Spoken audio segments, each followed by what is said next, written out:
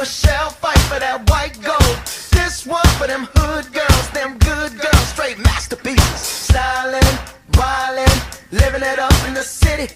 Got Chuck's on with Saint Laurent. Gotta kiss myself, I'm so pretty. I'm too hot. Call the police and the fireman. I'm too hot. Make a dragon wanna retire, man. I'm too hot. Say my name, you know who I am. I'm too hot. And my band bought that money. Break it down. Girls hit you, hallelujah. Girls hit you, hallelujah. Girls hit you, hallelujah. Cause Uptown Funk don't give it to you. Cause Uptown Funk don't give it to you. Cause Uptown Funk don't give it to you. Saturday night we in the spot. Won't believe me, just watch. Man. I hate that song. Yeah, me too. Let's never listen to that again. How about, wanna listen to NPR? Sure, what's that? It's just a show, a newscast on like autobiographies and lots of information and stuff. Okay, let's try it. All right, here we go.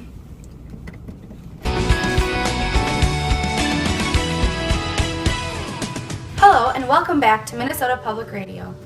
Today's show will be focusing on the famous William Shakespeare. William Shakespeare is believed to have been born in Stratford-upon-Avon on April 23rd in 1564. Shakespeare's father John was a successful local businessman, while his mother Mary was the daughter of a landowner. Historians believe that William Shakespeare attended the King's New School in Stratford. Speaking of his schooling, Shakespeare only attended school through the 8th grade. This raises some questions by skeptics pertaining to the authenticity of William's work. I, for one, would not have been able to compose great works like he did with only an 8th grade education, so maybe he's just a lucky duck. Yeah, no kidding. And he was married to Anne Hathaway. I think it was a different Anne Hathaway, considering they wed on November 28th in 1582. Okay, well, I do know that he had twins, Hamnet and Judith. Hamnet died at the age of 11 in 1586, and they also had a daughter named Susanna, and she was born when William was only 18 years old. After the twins were born, there are no records of William Shakespeare's life for 7 years. Scholars call these the lost years, and no one is really sure what he did during this time. So when does he start with this theater business? 1592, actually, was the first year that there is evidence that William Shakespeare earned a living as a playwright and an actor in London. Yeah, that sounds right. By the beginning of the 1590s, Shakespeare was managing partner in the Lord Chamberlain's Men. What? He was a lord? No, the Lord Chamberlain's Men were an acting company in London. Oh, I thought he was part of the King's Men. He was, but not until 1603 when King James I was crowned. These guys were definitely a hit, kind of like the Beatles, but of the 1600s. Once he began to make money, he bought the second largest house in Stratford for his family called the New House. But despite this, Shakespeare only comes home once a year during the 40-day Lenten period when the theaters were closed. Actually, I have some big news to tell you. What is that? William Shakespeare opened the Globe Theatre. And why is that big news? Well, because William was not only a great playwright and actor, but also an entrepreneur. Wow, I guess that is pretty big news. Yeah, I thought so too. He is most famous for writing an iambic pentameter. Also, did you know that Shakespeare died on his birthday, April 23rd, 1616? Although many believe that this is just a myth. Wow, talk about a happy birthday. Well, we'll be right back after this short break with news on the influenza epidemic in Minnesota. Hey, what are you up to? Well, in the car earlier when we were listening to that piece about Shakespeare, I thought it was really interesting, so I looked up some of his greatest works. Cool, what'd you find? Well, the list of his 37 plays and 154 sonnets was taking too long to look through, so I found this list of Shakespeare's 10 greatest works. Look at this one, The Taming of the Shrew. That looks interesting. Yeah, you're right. Here, let me read the overview. It says, this comedy is believed to have been written between 1590 and 1594. The play begins with a framing device in which a drunkard is deceived into thinking he is a nobleman, who then watches the play itself, which depicts a nobleman, Petruchio, who marries an outspoken, intelligent, and bad-tempered shrew named Catherine. Petruchio manipulates and tames her until she is obedient to his will. The main subplot features the courting of Catherine's more conventional sister Bianca by numerous suitors. The content has become the subject of considerable controversy. The play has been adapted numerous times for opera stage, screen, and musical theater. Wow, that sounds really familiar. Yeah, it kind of reminds me of a movie that just came out, but I really can't think of the name. Oh yeah, doesn't it sound like the 10 Things I Hate About You? Oh my gosh, yeah, that's it. Let's watch the trailer. Bianca Stratford is the most popular girl at Padua High. You're asking me out? I'm down. I've got the 411, and you are not going out and getting jiggy with some boy. I don't care how dope his ride is. Her sister, Kat, is something else entirely. People perceive you as somewhat tempestuous. Heinous witch is the term used most often. The only thing they have in common I'm the only girl in school who's not dating. Oh, no, you're not. Your sister doesn't date. is one simple rule. Okay, you can date. When she does. But she's a mutant. What if she never dates? And you'll never date. Oh, I like that. Wow, that was super fitting. Yeah, the movie and the book both have the same setting, called Padua, the same sisters with the same names, and most importantly, the same plotline. Yeah, seeing that makes me wonder when the play was originally started, because it still is applicable today. Me too, we should look it up. Okay, let's see. This looks interesting. The Taming of the Shrew has been dated as early as 1589, which would make it not only Shakespeare's first comedy, but also his first play. The available evidence supports a very early date for the play's creation, and 1590 to 1591 is often suggested. The Taming of the Shrew must be dated in relation to the anonymous play The Taming of a Shrew, entered on Stationer's Register in 1594 and printed in the same year. Oh my gosh, that's so cool. Look, and it says right here, there are virtually no records of performances of The Taming of the Shrew. Henslow Diary records that The Taming of the Shrew was among the plays performed at Newington Butts in June 1594. Wow! It was performed all the way back in 1589 and it's still being performed today. Yeah, that is so cool. I think we need to get to know some of these characters. Me too, let's go.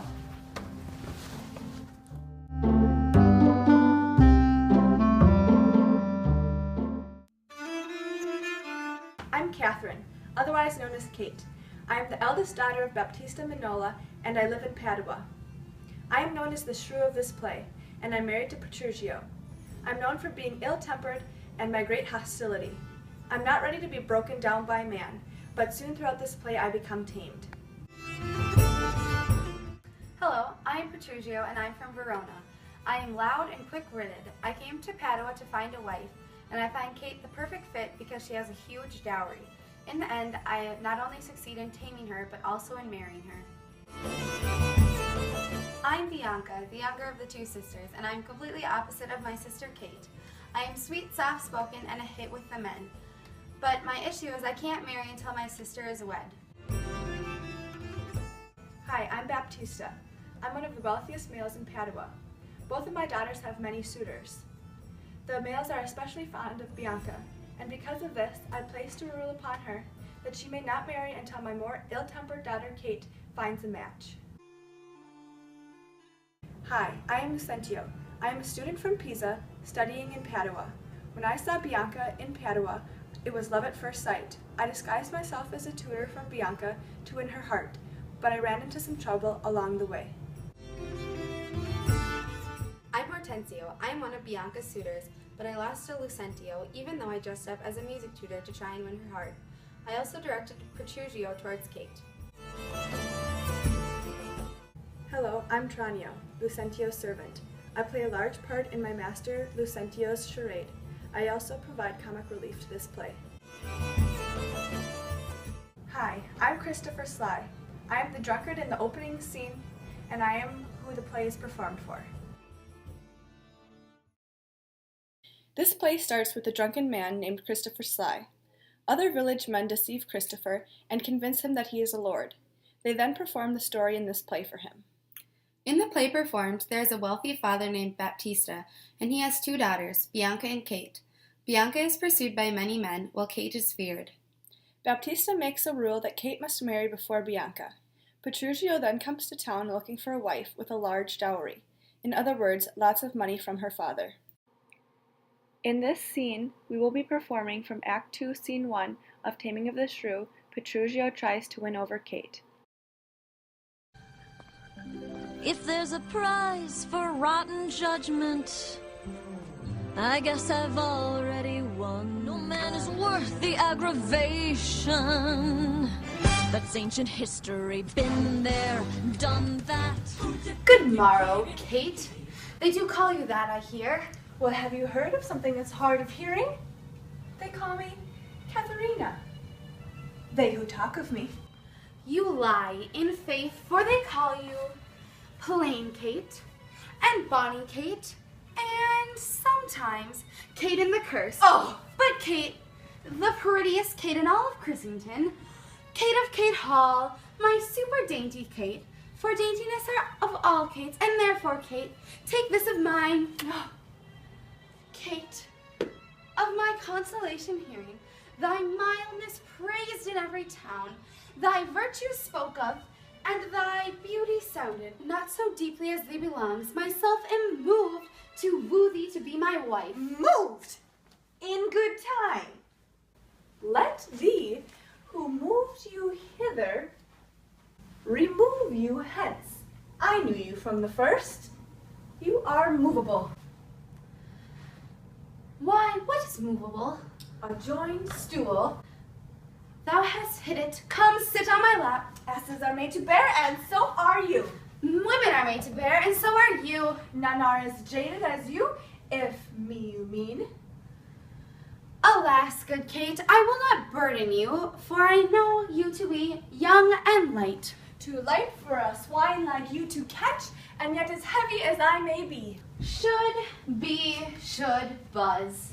Well taken, and like a buzzard. Oh, slow-winged turtle, like a buzzard take thee. I, like a turtle, as he takes his buzzard. Come, you wasp. In faith, you are so angry. If I may be waspish, then best beware my sting. My remedy, then, is to pluck it out. Oh, if the fool may know where it lies. Who knows not where it lies? In thy tail. In the tongue. In whose tongue? In yours, if you talk of tail, so farewell. My tongue in your tail. Nay, come now, good Kate, I am a gentleman. So that I'll try. Strike me again, and I shall cuff you. If you strike me again, then you are no gentleman, and if you are no gentleman, then why no arms? Oh, Harold Kate, I shall put you in my books. What is your crest, a coxcomb? A combless cock. So, Kate, will you be my hen? No cock of mine, 'cause you crow like a craven. Nay, come now, Kate, you must not look so sour. That is my fashion when I see a crab. There is no crab, therefore, look not sour. There is. Show it to me. Had I a glass, I would. What, do you mean my face? Well aimed to be a young one. Now, by St. George, I am too young for you. And yet you are withered. 'Tis with care. I care not. Here now, Kate, I soothe you escape thy so. I chafe you. If I tarry, let me go. No, not a whit. I find you passing gentle. 'Twas told me you were rough and coy and sullen, and now I find report very liar. Go, fool, and whom thou keepest command. So Grove, as Kate this chamber with her pricely gate, oh, be thou Dion and let her Kate, and then let Kate be chaste and Dion sportful. Where did you study all this goodly speech? It's extempore, from my mother's wit. A witty mother, witless else her son. Am I not wise? Thus in plain terms, your father hath consented that you shall be my wife, your dowry agreed on, and will you, nill you, I will marry you. Here comes your father, never make denial. I must and will have a Katharina in my life. Signor Paricchio, how speed you with my daughter? How about well, sir? How about well? It were impossible I should speed amiss. Why, how now, daughter Katrina, in your dumps? You call me your daughter? You have shown me fatherly regard, I promise you. But to wish me wed on half a lunatic, with a half a cup of ruffian and a swearing jack? Father, 'tis thus for yourself and for all the world. For those who talk of her, talk amiss of her. If she be cursed, it is for policy. She is not forward, but modest as a dove. She be not hot, but temperate as the morn. She be for her Roman lucracy, her chastity. And as thus we have agreed, upon Sunday is the wedding day. I'll see thee hanged on Sunday first. I know not what to say, but give me your hands. God send you joy, Pericio. 'Tis a match. Wife and gentlemen, adieu. Come Venice a peace. On Sunday it will happen. We'll have rings and things in fine array. Kiss me, Kate, and we will be married. This scene is very important to the rest of the play because it begins the taming of Kate, which provides a base for the remainder of the action to occur. On Sunday, Petruchio is late to his own wedding. This causes Kate to fear becoming an old maid, although they do end up getting married. Petruchio then forces Kate to go to his home country, saying to all around him that Kate is now his property. This is when Petruchio's taming truly begins.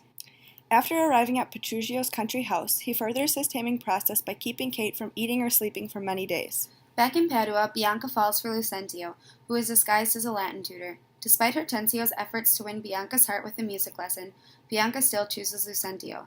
Tranio, Lucentio's servant, convinces Baptista to approve of Lucentio marrying Bianca by gifting him with a huge sum of money. Tranio and Lucentio's disguises are revealed when Baptista catches on to their trick. In order to avoid the issue that arose, Bianca and Lucentio simply elope. Soon after, Kate and Petruchio return to Padua. On their way, Kate's willfulness dissipates, and she abides by the wishes of Petruchio many times. After eloping, Bianca and Lucentio return back to Padua with the news of their marriage, and both Lucentio's father and Baptista agree to this. At a gathering, Kate appears tamed, and everyone is shocked by her long speech on the importance of the loyalty of wives to their husbands. The other characters acknowledge Petruchio's astonishing victory, and Kate and Petruchio live on as a happy couple. Everyone in the play lives happily ever after. We think that there are three main themes in the play, The Taming of the Shrew: marriage, love and money, and social status. Marriage is an obvious theme because the weddings of both Bianca and Kate. Shakespeare wrote this romantic comedy pertaining to the wedding process and the trials of marriage. Another prominent theme is the relationship between love and money. The Taming of the Shrew pays close attention to the economic aspects of marriage, more specifically, how money affects who marries whom. One specific part of this play where this theme is displayed is when Petruchio seeks out to marry Kate solely for her dowry.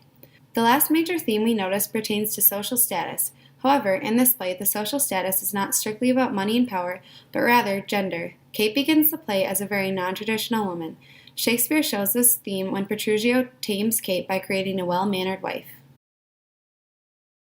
We found our professional assessment of The Taming of the Shrew in this book by Harold Bloom. Since Kate and Petruchio are social equals, their own dislocation may be their shared, quite violent forms of expression, which Petruchio cures in Kate at the high cost of augmenting his own boisterousness, to an extreme where it can hardly be distinguished from a paranoid mania.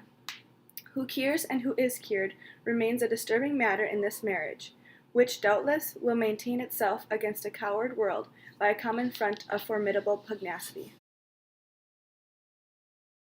We really liked this play because it was a very light-hearted comedy that was based around love and getting the girl. However, we did prefer some of Shakespeare's other romantic plays, such as Romeo and Juliet. We preferred Romeo and Juliet because their love was based on a deep emotional desire, whereas in The Taming of the Shrew, marriage was based mostly on economic institution. The Taming of the Shrew was also very similar to A Midsummer Night's Dream, because they were both light-hearted comedies free from death. We do recommend this play, though. We really liked it.